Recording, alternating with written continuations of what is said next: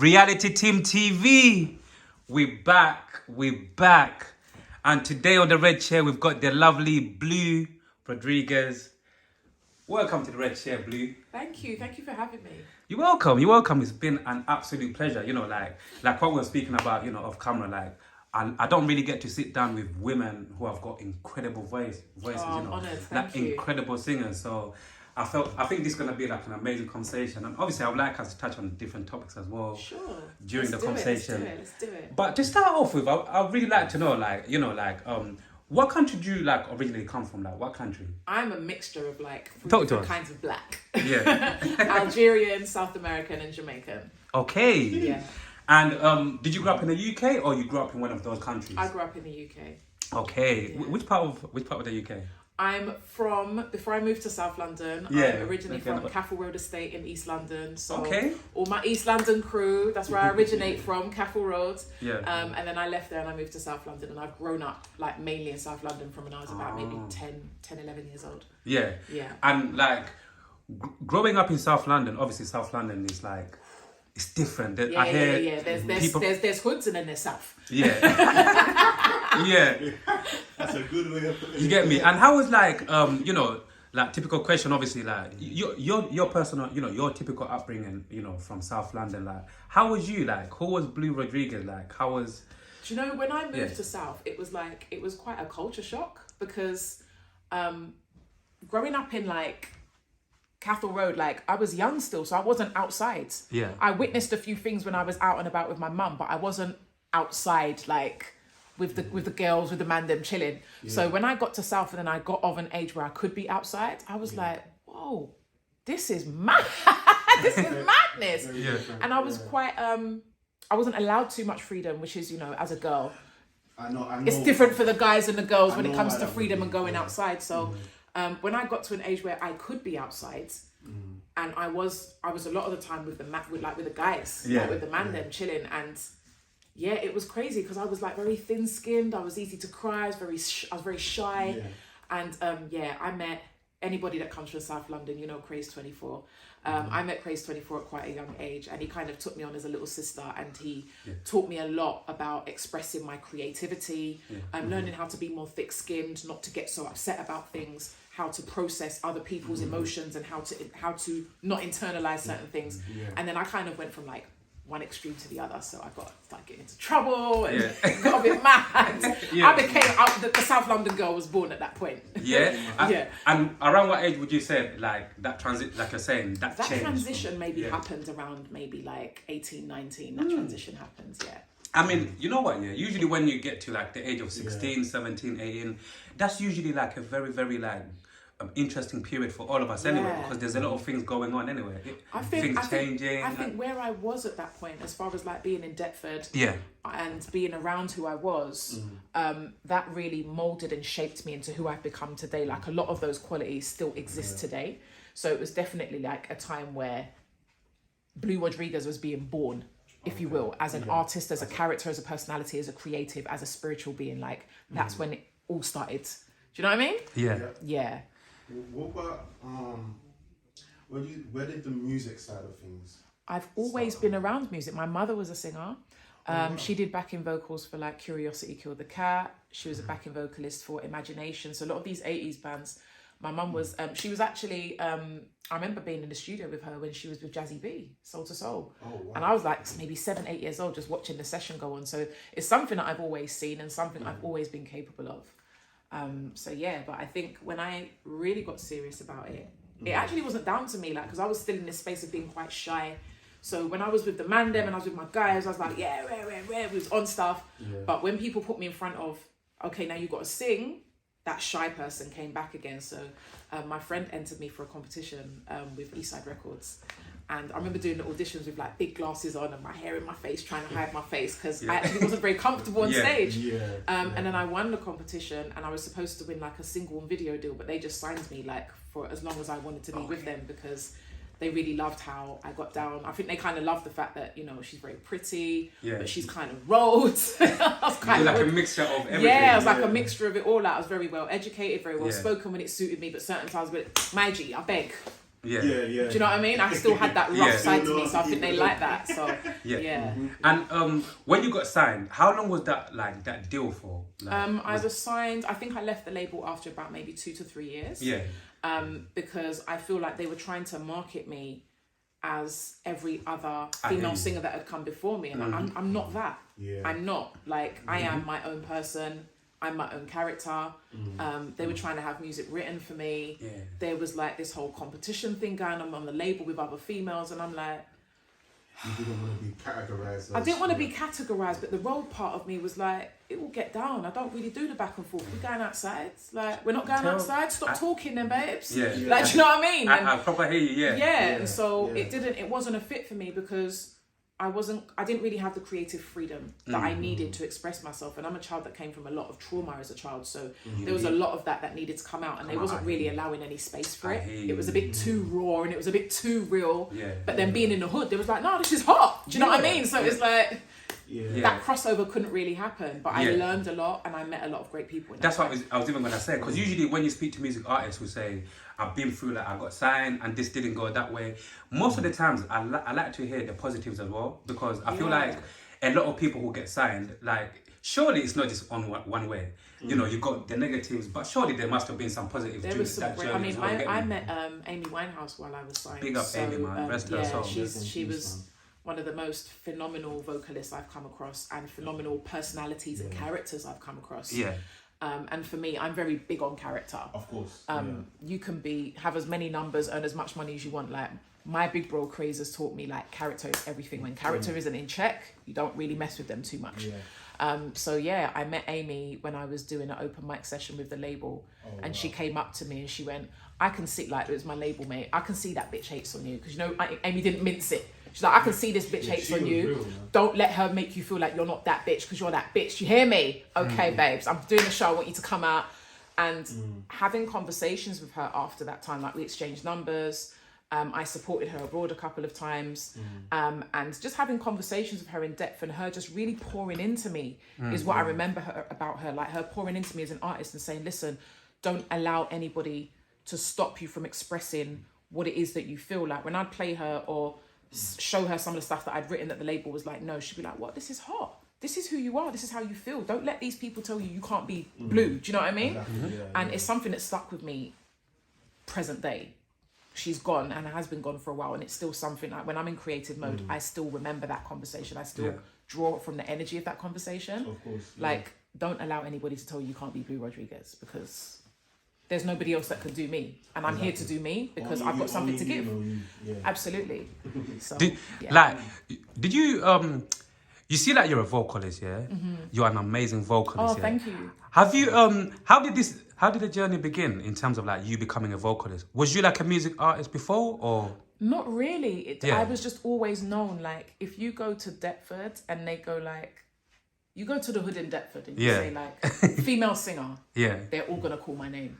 I was just known in the hood, like, she can sing. You want choruses like Jules and Gems, Craze 24, GX. You want all of those guys from the hood, and it started spreading around because when I came to Eastside Records, it was based in East London. So then it was Chung Family that I became, and it was like, I remember Chung Family. I'm still really close friends with, like, Nux and Affix. Like, they're still my codees. And to be fair, you know, like, also remembering those days as well, there was, like, they went through, like, a phase where you can tell, like, there's a lot of songs that always, like, had, like, that kind of good chorus from a certain woman in the background, but we never really knew a lot of the women that were singing on those tracks. A lot of the vocals were never written by me, or I was in the recording session saying, this isn't working, move it like this. I hear you. So if you kind of went through, like, if you went to any of the hoods, like in East, like the best groups from East were Chung Family, they'd be like, Blue. You went to GX, Blue. You went to Street Dreams at one point with Mike GLC. Because they all knew Craze and they intertwined, and I was always with him. They was like, who's this? Like, oh yeah, she's a female vocalist. Best to come out of South London.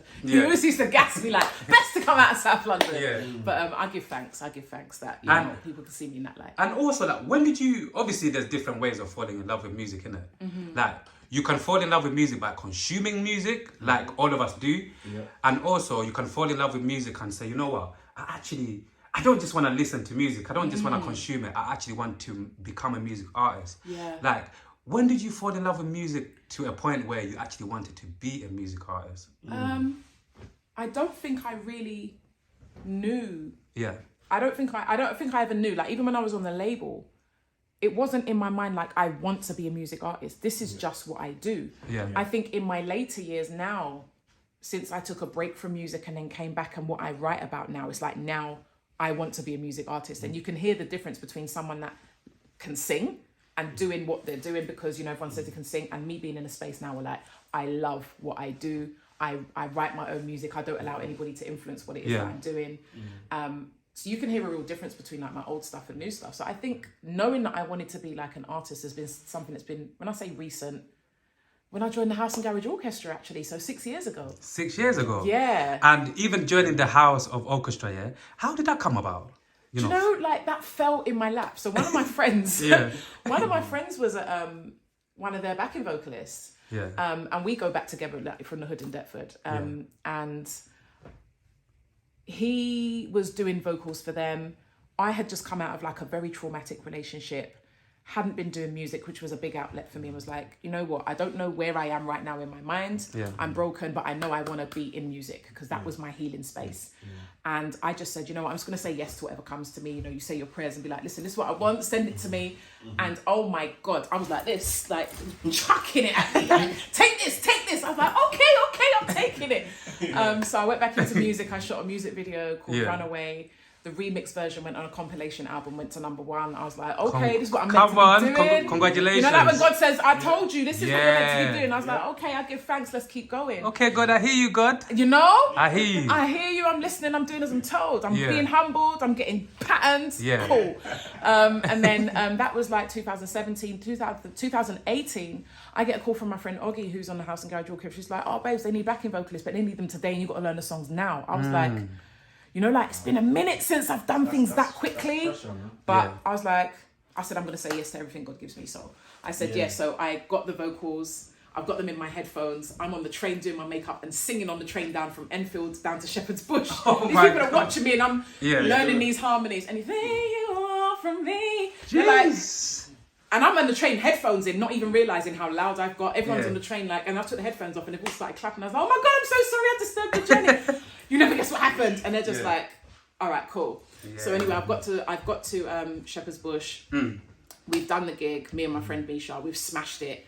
And basically I didn't realise the CEO was actually listening through the headphones to our vocals and basically said, she needs to come back and be singing lead.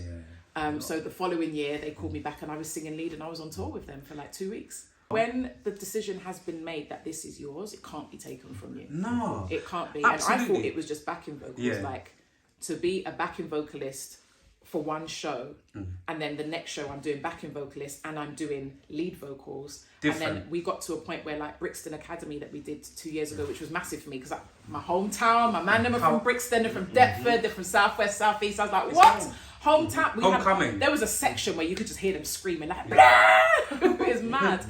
And then I opened and I closed the show. So I closed and the cannons were going off. Like, it was crazy. And I didn't even know I was closing. That was the first time I closed. But my one of the CEOs was said to me, I've been watching you put in work. Your foot's been broken. You've had nose operations and you've still been at rehearsals. People have come in. They've not been too confident. By the time you've worked with them, they're confident on stage. I see you. Don't think I haven't seen you. When you come back, you're now a vocal managing director. I was like, way to wrap up the year.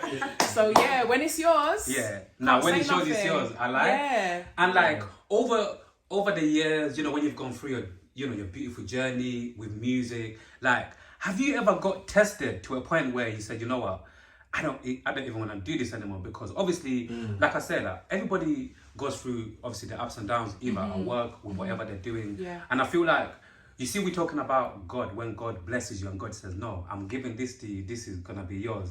But I feel like it gets to a point where God also tests you in a certain way, where it's like, you go through some difficulties and it's like, that's also God testing you in terms of like, asking you, how much do you actually still want this? You get what I'm saying? So like, you going through your journey over the years, have you ever got tested to a point where you felt like either giving it up or even you felt like questioning it, saying, I don't even know if this is really my path or not? I definitely have, but I mean, in my earlier years, when I was with the label, I was just going and going and going and going and going. And I just said, if I haven't made some kind of breakthrough by this point, I'm stopping. And I guess that was my test. But when I come forward to Forward Day, if it's you, I kind of look at it as, if you feel like you're being tested, it's time to change direction, or it's time to change the focus. It's time to open up your horizon. It's time to do something different. And so I've learned to look at tests as very much, it's not so much a test. You've exhausted this now. You cannot continuously do this.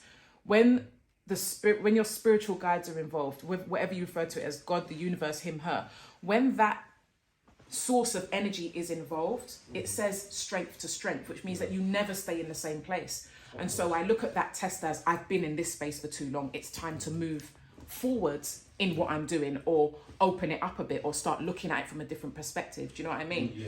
And so back then I kind of looked at it like, I'm being tested. How much do I want it? Maybe I don't want it. But actually what I went through in that time when I was away, I went through so much trauma and so much horrendous abuse at the hands of relationships. But coming out of that and healing, it's like I've become such a different person, and I have such a different outlook on the way that I look at myself, how I function as a spiritual being, and how that spiritual being functions in music. Is like, for me, it's no longer a test. It's like, okay, you've now become an MD at the House and Garage Orchestra. If I get to a point where it starts to feel testing, it means that maybe there's another level up to go. Backing vocals became testing because I was getting a lot of attitude, and you're just a backing vocalist. Okay, say less, because I'm up for a challenge. Next year I'm a lead vocalist. I was at the front of the stage looking back at them like, am I still a backing vocalist, babes? Is that what we still do? Do you know what I mean? And when that then became like, okay, I'm starting to feel bored, or how much do I want this? Again, it's God saying to me, you've done lead vocals. What more can you do? I've given you so much, and you're holding it like you're scared. So it's like, I'm doing this and he's just prying my hands open like, release it. I've given this to you, release it.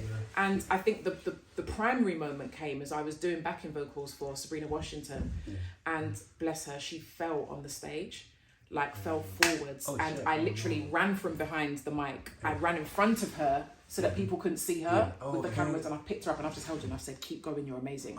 And I've gone back, and something there was what the MD said. She's more than a vocalist. She uplifts people. I've watched Sabrina before Blue and after Blue. Like, before Blue gets involved and after Blue gets involved. And Sabrina is now a better vocalist. Sabrina now only wants to deal with me when she comes on to do shows with us. She's like, where's Blue? Where's if she's not because she just knows how to, do you know what I mean? And we've become really good friends. When I was releasing music and I was playing her voice notes, she's like, babes, let me tell you something. If you have a listening party, you don't invite me, we are in problems. Forget me falling down and push you off the stage. So it's those kind of moments where it's like, are you being tested, or are you being asked to release and go with the flow? Stop trying to be in control. There we go with the flow. And would you say, like, over the years you've learned to do exactly that, to release, let go, and go with the flow, or you're still? I think it's something I'm always going to struggle with, and I think it has a lot to do with my character. So on the other side of me, I indulge in a lot of spirituality, and it doesn't look like one particular thing. In some things it looks like Christianity, and in some things it looks like Islam, and in some things it looks like Buddhism, and in some things it looks like just open spirituality. It's whatever resonates with me. And what I do understand about myself is that where my sun sign is and where my moon sign is, clash. They're opposite characters. So as soon as I wake up, my head's going at it. They're at beef. Just going at it. Release control. It's all right, man. Chill. No, but how? It's almost like I've got two people on my shoulder just constantly in my ears. So I think it's something that I'm learning to do, and it's something that I will always be learning. I don't feel like it's something I'm ever going to grasp. But we live in a world where, there's a lot of illusions on TV that tells me we can be in control, and having to learn to understand that, no, we can't. We learn to make choices. We're in control of our choices, and we're in control of our immediate universe. Us. We're not in control of anything outside of that. And I have to remind myself of that daily, because there's that hood part of me that's like, what did she just say? Who's she talking to like that? And I have to draw myself back in, like, Blue, you're 44, you're not in the hood no more, you're not in control of what they do, you're in control of yourself. Just remove yourself from the situation. You don't have to engage. But I'm human. I still have my moments like, I know she didn't just. Yeah. There's still that hood part of me is still very rife at times. So yeah, Yeah. I know this. She didn't just because I get to wrapping my hair up and we can. When that comes out. Yeah, because a lot of the time when people are trying to do, I'm like, babes, I don't do back and forth. Are we going outside? We're not going outside. All right, I'm gonna need you to stop then. I hear you. Yeah. Like moving forward, yeah. Like, what would you like to do? Like, you see, obviously, we're gonna speak a little bit more about you know, the garage orchestra, and you being the lead vocalist. You see, like in terms of like the music industry right now, yeah. Obviously, what moving forward, like, what would you like to do would you like to be a proper, you know, a full-time music artist? Like, would you like to, you know, obviously we're gonna talk about songwriting as well, but talking about music, being a music artist as well, yeah. What are your thoughts on that? Would you like to really be like a music artist? Like, what are your plans moving forward? I'm kind of seeing where it takes me, and wherever it takes me, I'm including everything I love to do, which is I love songwriting. Yeah. I love producing vocals. I love writing backing vocals. I love writing for people. I love coaching people through their vocals. So in doing all of that, wherever it takes me, I'm learning to conduct an orchestra as well. So wherever I end up, I'm grateful because I'm having a very happy time doing what I'm doing right now. And sometimes I'm writing, sometimes I'm doing vocals, sometimes I'm coaching someone for a performance or how to engage your crowd. Yeah. Sometimes I'm coaching somebody in the studio on how to express the vocal. Sometimes I'm vocal coaching. So as long as I'm kind of in a space of servitude, which is my purpose here, then I'm happy. And wherever that takes me is where it takes me. You know what? That sounds really refreshing because obviously, you know, like usually people go, when I ask people certain questions, obviously people usually will say like bang, bang, bang. But you know when like you said, you see what happens, you're just gonna go with the flow. Yeah. And like sometimes I feel like it's good to be that flexible, if that's the right word, to be flexible like that, and to be like, you know what, I'm not really gonna put all of my eggs basically in one basket or just do this. Let me just, you know, go with the ride, go with the you got options. Yeah, man, because at the end of the day, like regardless whatever, all of us are still spiritual beings living, you get me, living this journey in a physical body, right? So yeah, that's why it's proper amazing and refreshing to hear from you saying it's been a journey, but I'm trying to live a purposeful life, like understanding why I'm here and living in that truth is what I'm trying to do, and I'm blessed enough to be able to do it through something that was gifted to me, and enjoy what I do. Like, I think that's the best thing, like to really love and enjoy what you do, and if it's in alignment with what your purpose is, like I know I'm on earth to, there's something in my energy that I'm meant to give to people, because when I speak to people, when I engage with people, I know that they leave and they're not the same. Like, if you used to go and see my reviews from when I've interacted with people in music and outside of music, they all say the same thing, like the clarity, life-changing, inspiring. And that's my purpose. And so me being here on earth and living in that purpose, I'm doing what I'm meant to be doing. So it's like, it's light work, it's easy. And you know what they say, like, honestly, like, for many years I've heard this, when people say, like, energies don't lie, like, if people so real, like people that here, if they can feel your energies, like they would know, like this is why I keep asking you these kind of questions, like moving forward, music and whatnot, you know, because you know when people usually say like that person has got superstar quality, you just need to be like in their presence to feel it. Like that's the vibe I'm getting from you as well. Oh, thank you. No, like energies don't lie. I'm just like, you know, like as soon as you came in, it's just like some mad beautiful energy just walked through the building, and just like. That's why even I'm really, really loving this conversation. Like, I want to even touch on like songwriting as well. Like, you know, obviously you're a songwriter, yeah.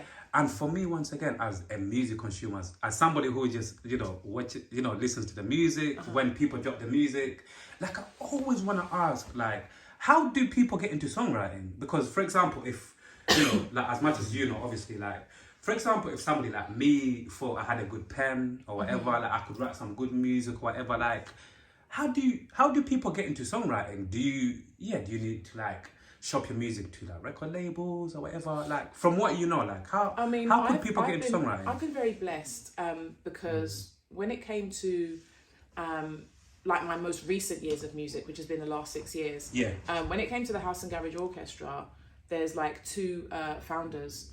One of them I actually grew up with from teenage years, and they would just send me songs like, "What do you think of this?" And I'd be like, all right, cool. What about this one? I'd be like, yeah, this bangs. Write me something. Do you know what I mean? So they just kind of left me to it. But I think because we've got such a great working relationship and they know I mean, there's rehearsal footage. I'm in rehearsals with my foot like up in a cast, it's broken. I've got a cast on my nose, it's broken. And I'm still in rehearsals, like doing my thing.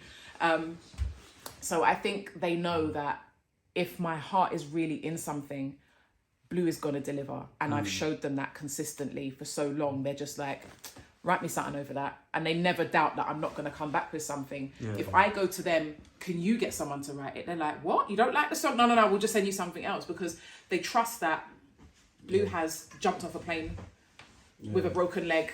Like, I think I was back in the country 2 days with a broken foot, broken nose. So my nose was broken. I had to go and have an operation to like have a new bridge installed. And yeah, it was a madness. And my eyes were black. My hair's all big and curly and out of control. I've got a cast on my foot and I'm at rehearsals. Baby cakes, you just don't know. My foot in a cast. They're just like, talk about dedication. Yeah, and proper resilience. And so I and think for them, that what they understand about me is like, she's going to deliver. One thing we know, we don't never have, like when it comes to vocals, the reason why they've given me that section, they're just like, we know she's going to handle business. And I think they kind of see it with the same way where they're saying the tracks. They're just like, she's going to handle her business. And then when I send them back, like, what do you think of this? They're like, okay, you just handling business as normal, yeah? Business as usual, broken nose, broken foot, as we do. Kids running around, granddaughters mashing up everything, as we do. Well, that's good to have the loyalty. Shows that the loyalty. Yeah, we've got a very good working relationship, and I think we have a really good friendship outside of work as well. Of course, a lot of my music, that's key. That's very important. And a lot of even my own personal music. I've used like Shy Cookie Studio, said, can I record my mixtape with you, or can I touch up certain things with you? And we always have like a really good time. Like when I was writing lyrics, one of the particular songs that I wrote, there was like, who'd you write this about? I'm like, therapy, baby, therapy. I'm just getting it out. And when I recorded it, Ishmael sat down and went, whoa, jeez, is that how you going on? I'm like, babes, I'm just getting it out. I'm all right. As a music consumer, one thing I love about music, once a song or like a lyric or a chorus hit your soul, hit you, that shit is different. I don't care. That shit is different. One of the songs that I wrote for one of the MDs, so I've got 2 garage songs out at the moment, and one is for Ishmael, which is one of the founders, and one is for Shy Cookie, which is the other founder. Okay, I thought Ishmael was your ex. Oh no! Ishmael is one of my I grew up with him from primary school. Okay. No, Ishmael's married. Don't get me in trouble. I just heard Ishmael and I thought, no. Ishmael Hamilton is one of the founders of the House and Garage Orchestra. Okay, big up Ishmael, big him up, man. And big up Shy Cookie as well, big DJ. Big up Shy Cookie. So I wrote one for Shy Cookie, and one of the opening lyrics, he was like, okay, pause. You know, like we was recording it, and like, talk what you wanna, baby, you can go talk what you wanna, it's plain to see. Since I left, my life has got better. He went, pause. Whoa. He said, so hold on, the track's gonna start, and you're already just on crud. I was like, honey, I is from the hood. A couple of bars in already, and we're in. Honey, I is from the hood. I know I does the pretty and the nails and stuff, but I still from the hood. Like when I need to talk some stuff, tell them. When I need to get some stuff out of my system, this is where I do it. Like, I don't go on the roads and throw hands no more. Like I get in the studio and I hit them bars. So that's exactly what it is. So it's the transcendence of energy. I'm taking it from me, putting it on a track, and when you hear it, you're gonna feel uplifted and better about those emotions. And that's what music for me is, or that's what creativity is. It's a change of energy. So I take my negative, I put it on a track, and when you hear that, you're like, someone else is going through that, but look how she's handling her thing. What I like is like, you know, when you know someone's like really putting their heart in this, when they believe what they're saying. Yeah. Because then it sounds better.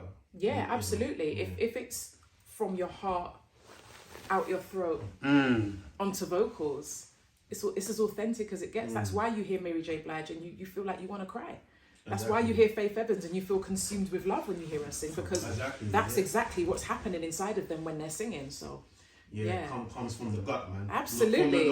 Absolutely.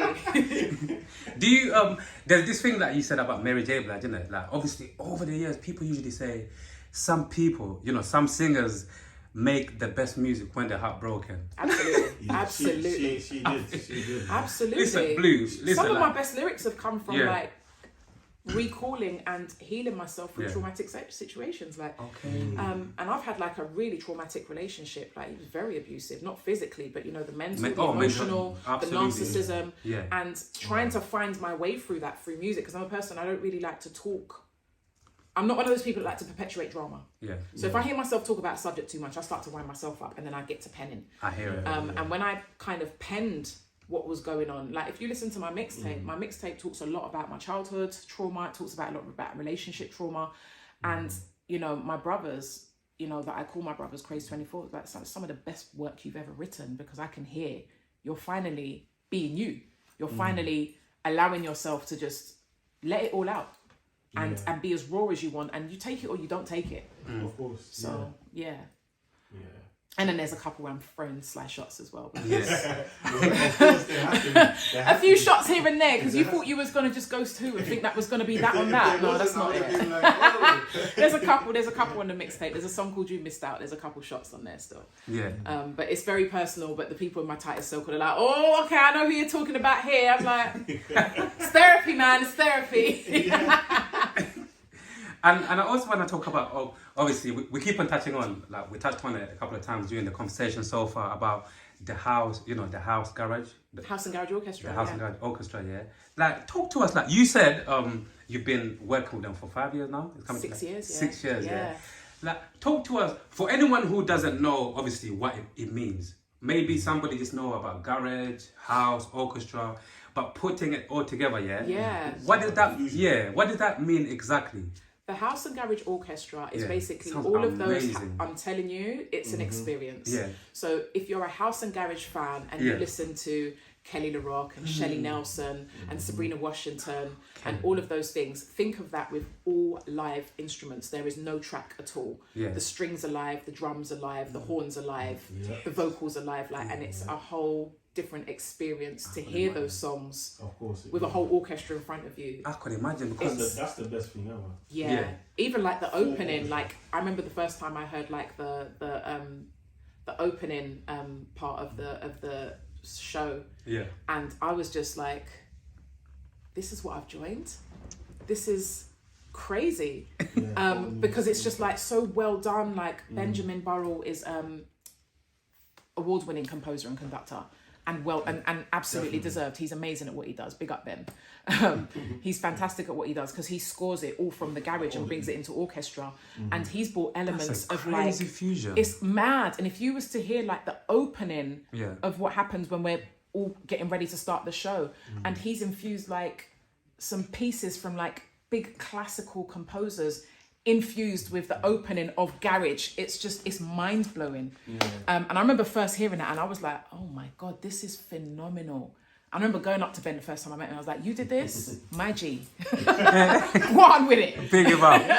Big up Ben. Big up Ben. He's phenomenal at what he does. And Shy Cookie has such a good ear for music as well. So them two working together and creating what they've done is just, it's mind-blowing. And now what happens is that opening happens. And then as the openings happen, please put your hands together for Blue Rodriguez, because I open the show, so I'm walking onto the stage as that whole open. It's mad, it's wild. Yeah, it's wild. And then I begin to sing, because it goes into the first song. But yeah, it's an experience that you definitely have to go and watch. Like you're the lead vocalist, yeah, and what are your responsibilities? Because being the lead vocalist, a lot. I would assume like you've got a lot of responsibilities. Like talk to us. So basically, all of the backing vocals from the tracks have to be converted onto live format, and sometimes what's on the tracks doesn't actually work for live. So I have to kind of change the harmonies around. Sometimes I have to formulate harmonies, and then I teach my dear friends that I get to work with. I hired her when my other friend left, Soraya, godmother to my baby girl, and my close friend. She's like a sister to me. So I then teach Soraya, and then I run rehearsals with her. Big up Soraya. Big up Soraya, my sister. Godmother to my come on, Soraya. To my one girl. I got one girl, and you got that spot. She's well deserving of it as well. Big her up. Great with her. And I teach Soraya, and then when the vocalists come in on its show day, I run through rehearsals with them and make sure that they're happy with their backing vocals. Do they want anything changed? Is anything a bit too long? Do you want it shorter? That kind of stuff. And sometimes, or a lot of the time as well, if we've got people that's come in that's not confident on being on stage because they maybe haven't done it for a long time, I sit with them and I work with them on performance and just pouring into them and making them feel like they're great. Which is something that Amy did for me when I was like an up-and-coming artist. So she taught me how to pour into people creatively. And so I kind of pass on that energy in her spirit. And for anyone who has never experienced it before, and like proper listening to you and thinking, that sounds like a lit experience. I would love to experience that for the first time. Like, what would you say to them in terms of like coming down to experience like what would you say to them? Definitely come down, come and enjoy. You will have as much fun as we do. Like we're having so much fun on stage. You know, if you go to the House and Garage Orchestra on Instagram, just follow them and keep up to date with, you know, with the ticket sales. Yeah. If you've got me on Instagram, I am Blue Rodriguez. If there's nobody that's on my guest list, shout me, first come, first serve. I'll do what I can do for you. Yeah. But yeah, definitely come through because the songs are great, the vocalists are great.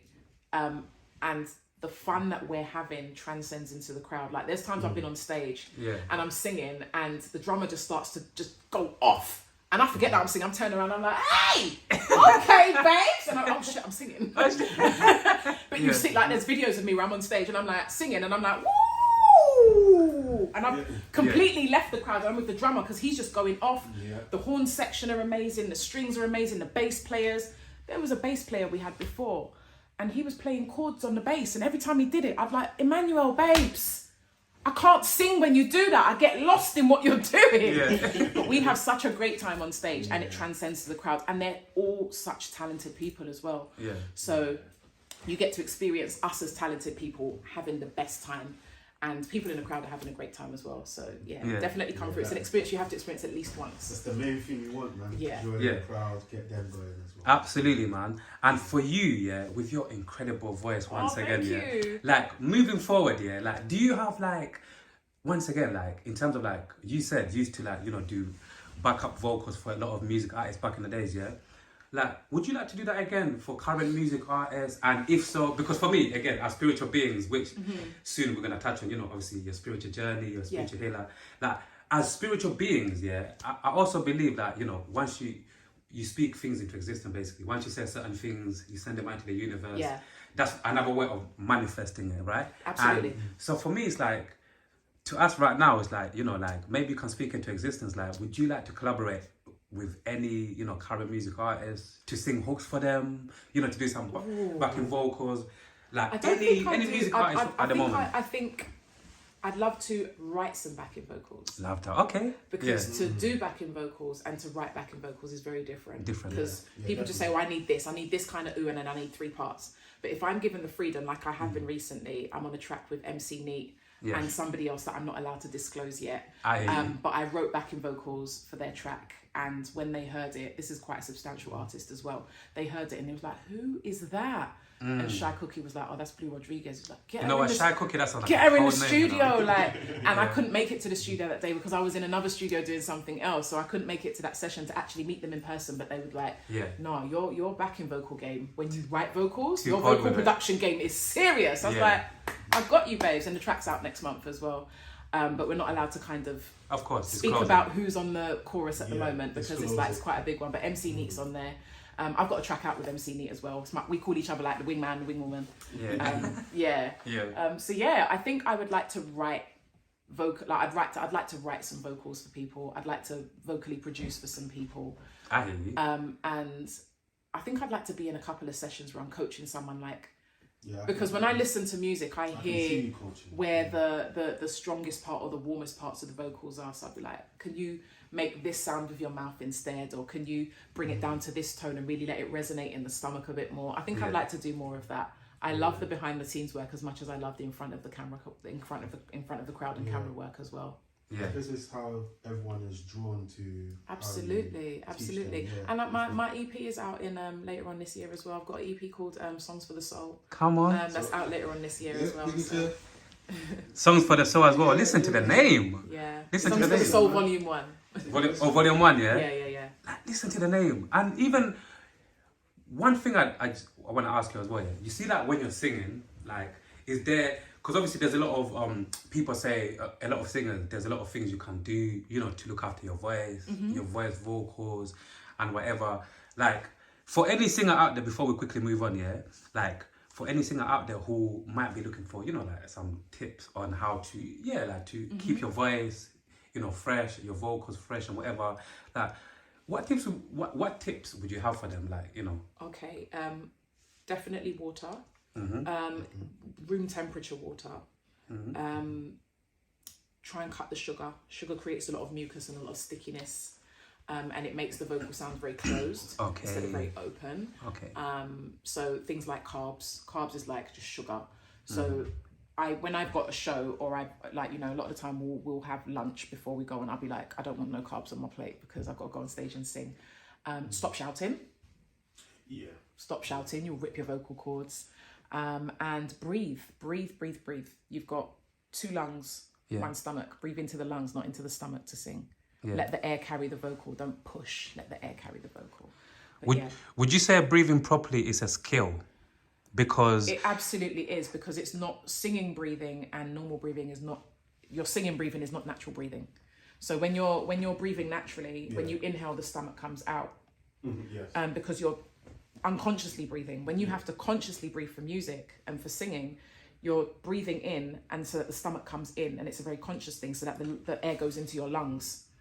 Because you're about to use and recycle that air to do something with it. So it is definitely a skill that you have to learn in order to maintain a healthy voice. Okay.